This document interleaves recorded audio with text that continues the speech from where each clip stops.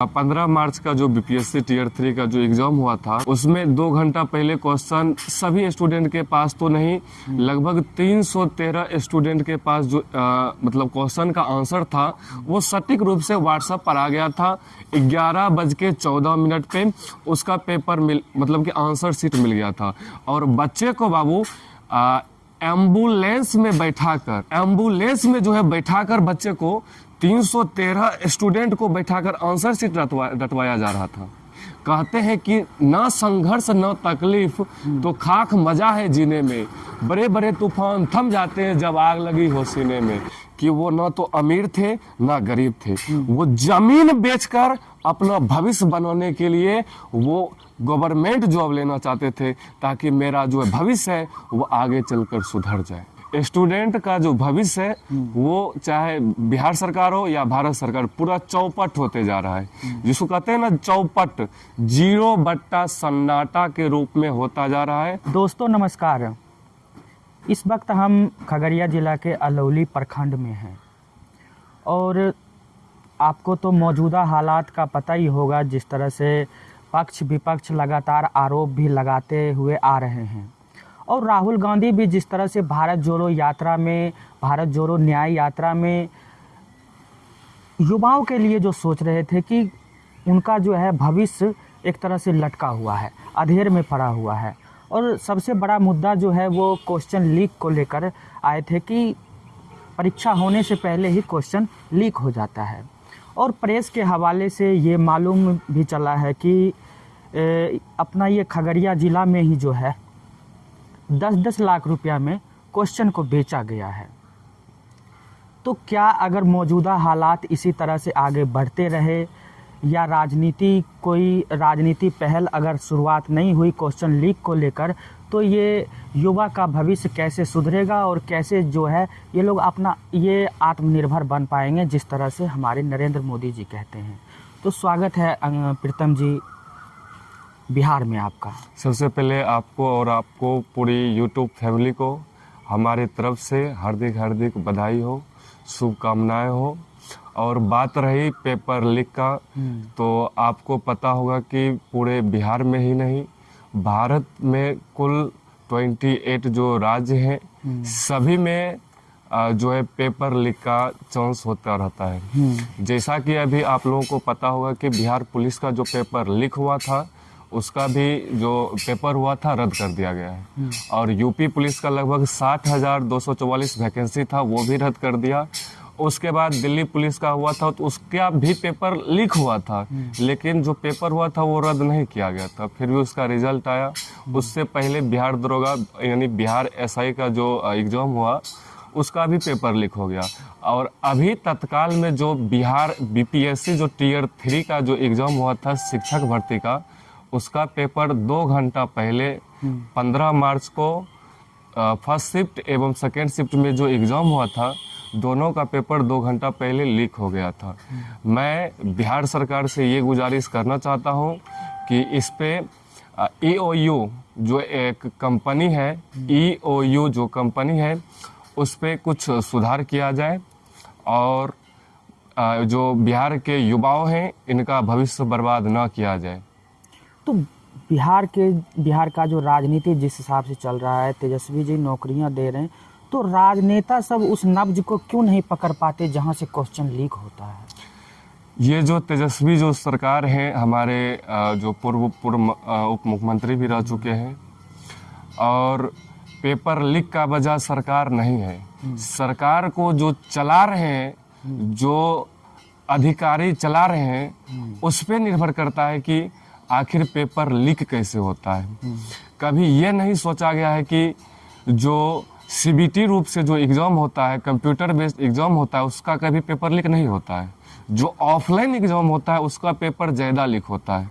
इसका मतलब ये है कि जो वहाँ का अधिकारी है और वहाँ का जो पीए है जो एग्ज़ाम कंडक्ट करवा रहा है, इसमें गड़बड़ी है।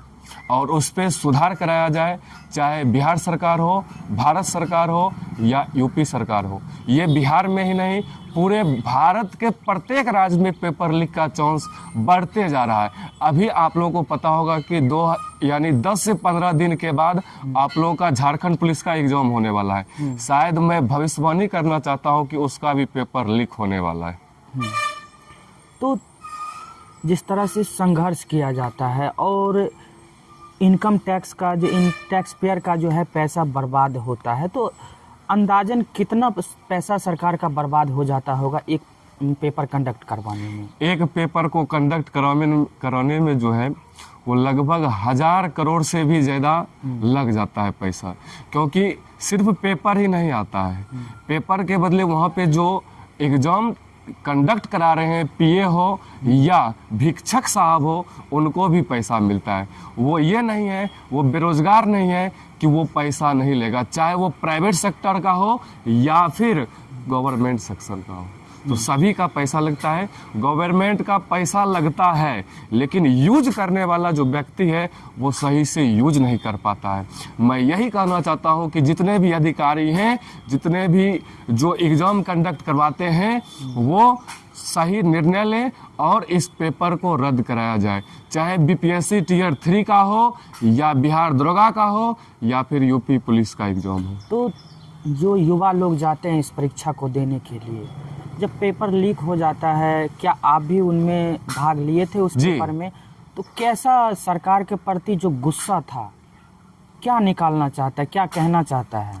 मैं या अधिकारी लोग जो इस तरह का काम करवाते हैं, स्टूडेंट को परेशान करवाने का ही एक तरह से काम हुआ, और जिस तरह से आर्थिक जो तंगी होती है विद्यार्थी का, वो उनके बारे में बताइए। 15 मार्च का जो बीपीएससी टियर 3 का जो एग्ज़ाम हुआ था, उसमें फर्स्ट शिफ्ट और सेकेंड शिफ्ट दोनों का एग्ज़ाम हुआ था।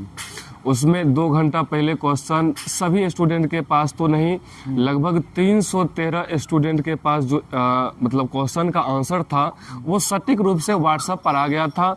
11:14 पे उसका पेपर मतलब कि आंसर शीट मिल गया था, और बच्चे को बाबू एम्बुलेंस में बैठाकर कहा जाए, एम्बुलेंस में बैठाकर, एम्बुलेंस में जो है बैठाकर बच्चे को 313 स्टूडेंट को बैठाकर आंसर शीट रटवाया जा रहा था, ताकि बच्चे को लगे कि मैं टॉपर हो जाऊंगा। शायद वो कभी नहीं हो सकता है। जो बच्चा संघर्ष करता है उसी को सफलता मिलता है। कहते हैं कि ना संघर्ष ना तकलीफ तो खाक मजा है जीने में, बड़े बड़े तूफान थम जाते हैं जब आग लगी हो सीने में। तो जो बच्चा मेहनत करके पढ़ता है उसी का सिलेक्शन होता है, वरना चाहे पेपर में कैसा भी एग्जाम हो वो कोई फायदा का चीज़ नहीं है। तो जो एम्बुलेंस में आंसर जो रटवा रहे थे जिनको, वो किन तबके के लोग थे? क्या वो अमीर घराने के थे या गरीब तबके के थे? वो भी जमीन बेचकर किसी भी तरह नौकरी हासिल करना चाहते? हाँ, ये बात आपने सही कहा कि वो ना तो अमीर थे ना गरीब थे। वो जमीन बेचकर अपना भविष्य बनाने के लिए वो गवर्नमेंट जॉब लेना चाहते थे, ताकि मेरा जो भविष्य है वो आगे चलकर सुधर जाए। फिर तो बात तो वही होगी जिस तरह से तेजस्वी जी पर आरोप लग रहे हैं कि नौकरी के बदले उन्होंने ज़मीनें ली।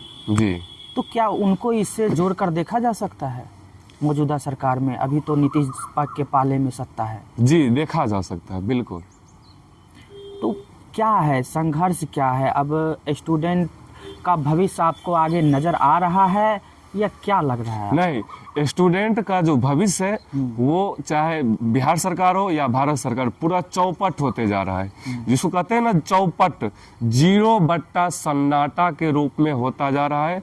अभी के भविष्यवाणी अगर सरकार कहते हैं कि अगर शिक्षा और स्वास्थ्य सुधर जाए तो भारत सरकार हो या बिहार सरकार, भारत की जनता हो या बिहार की जनता हो, वह सुधर सकता है। लेकिन ना तो यहाँ शिक्षा सुधर रहा है और ना ही स्वास्थ्य सुधर रहा है।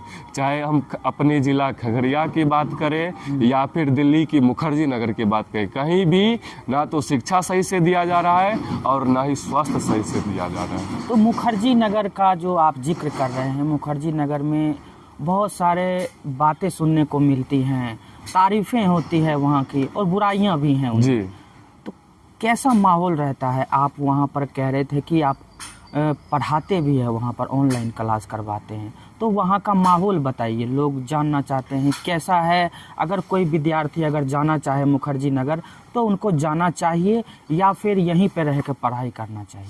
मैं ये कहना चाहता हूँ कि अगर आप ऑनलाइन में अगर समझते हैं तो बाबू आप ऑफलाइन कभी भी नहीं धरिए। ऑफलाइन में आपसे पैसा ठगा जाता है, चाहे दिल्ली हो, पटना हो, या हम अपने जिला खगड़िया की बात नहीं किया जाए।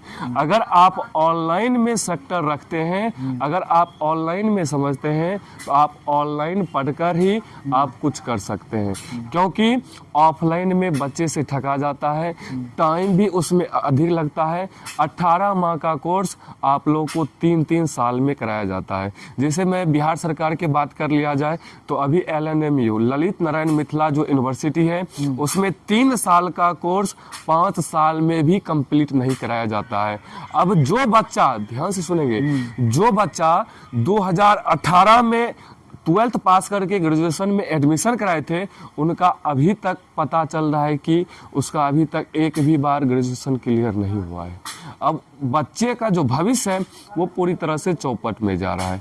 अब बिहार सरकार और भारत सरकार से मैं यही गुजारिश करना चाहता हूँ कि शिक्षा और स्वास्थ्य पे इस पे ध्यान दिया जाए। अभी लोकसभा का चुनाव भी होने वाला है, इस पे बहुत सारी ऐसी सरकारें हैं जो अनेक सारी बातें बोलेंगी कि हम 20 लाख नौकरी देंगे, जाति पर वोट देते हैं। प्लीज आप लोग जाति पर वोट ना दें। जाति पर अगर वोट देंगे तो आपकी बच्चे का भविष्य खराब होने वाला है। ये मैं नहीं, ये पूरे भारत की जनता जानती है। और जो भारत सरकार है इसको भी निर्णय लेना चाहिए कि जाति प्रथा को खत्म किया जाए। तो जिस तरह से लोकसभा का बात कर रहे हैं, राहुल गांधी जी कांग्रेस के नेता कह रहे हैं कि अगर हम सत्ता में आए तो 30 लाख नौकरियां आते ही देंगे। जिस तरह से तेजस्वी जी ने कहा कि हम 10 लाख नौकरियां देंगे और आधे दिए। जी, तो क्या उनमें आपको हकीकत नज़र आता है या फिर हमारे प्रधानमंत्री नरेंद्र मोदी जी कह रहे हैं कि हमारी गारंटी है, मोदी की गारंटी, मोदी की वो गारंटी हर वक्त जो है मोदी की गारंटी का जाप कर रहे हैं। वो कह रहे हैं हमने महिलाओं को सिलेंडर दिया, शौचालय दिया और विकास का जो है गाथा गा रहे हैं। तो और एक तरफ जो है विपक्ष के राहुल गांधी जी कह रहे हैं हम सालाना जो है 1 लाख रुपया महिलाओं को देंगे, हिंदुस्तान की प्रत्येक महिला को। तो आप क्या अंदाज़ा लगा रहे हैं, क्या राहुल गांधी का जो भीड़ है और मोदी जी के गारंटी का जो भीड़ है, क्या वो वोट में तब्दील होगा या नहीं? मैं ये कहना चाहता हूँ कि आप लोग एक नाम सुने होंगे, पत्रकार मनीष कश्यप, जिन्होंने जो अभी पूर्व जो उप मुख्यमंत्री हैं तेजस्वी बाबू जी, उन्होंने बोले थे कि 10 लाख नौकरियां देंगे। तो हमारे जो एक पत्रकार हैं मनीष कश्यप भैया जी, जिन्होंने बोले थे कि अगर वो 10 लाख नौकरी देंगे तो हम 4 गुना नौकरी देंगे, 40 लाख नौकरी देंगे। अगर आप लोग जाति प्रथा को ख़त्म करेंगे तो हमारे मनीष भैया ऐसा 1 नहीं 2 नहीं लाखों पत्रकार आकर, आपके जैसे जैसे पत्रकार आकर हमारे इस अलौली प्रखंड हो या खगड़िया जिला हो या बिहार सरकार में नौकरियों की बौछार कर देगी। अगर आप जाति प्रथा को ख़त्म तब तक नहीं करेंगे तब तक आपके बच्चे का भविष्य पूरी तरीक़ा से बर्बाद होते जाएगा। लेकिन राहुल गांधी जो कह रहे हैं कि हम जो बात कह रहे हैं वो मेरा बात जो है दिखाया नहीं जाता है, क्या आप बताइए, आपको सोशल मीडिया पे राहुल गांधी जी का बात सुनने को मिलता है या फिर सिर्फ मोदी की गारंटी ही नज़र आती है? अभी तो जो ट्रेंडिंग में चल रहा है वो मोदी की गारंटी ही चल रहा है कि हम इतना रोजगार देंगे, इतना कंपनी बनाएंगे, लेकिन वो बनता नहीं है। चाहे बेगूसराय का बरौनी रिफाइनरी हो या पश्चिम चंपारण का बेतिया शहर का एक चीनी मिल हो, कहीं भी इसका विकास नहीं हो रहा है। सिर्फ बोलते हैं कि गारंटी ही गारंटी है, नौकरी ही की गारंटी है, लेकिन ऐसा नहीं होता। तो जितने भी उन्होंने गारंटी दिया, आपके नज़र में वो आपने देखा पूरा होते हुए मोदी की गारंटी? हमने कुछ देखा है, लेकिन बहुत सारी चीज़ में कमियों हैं, हमारे प्रखंड में भी और हमारे राज्य में भी, और उसका सुधार होना चाहिए।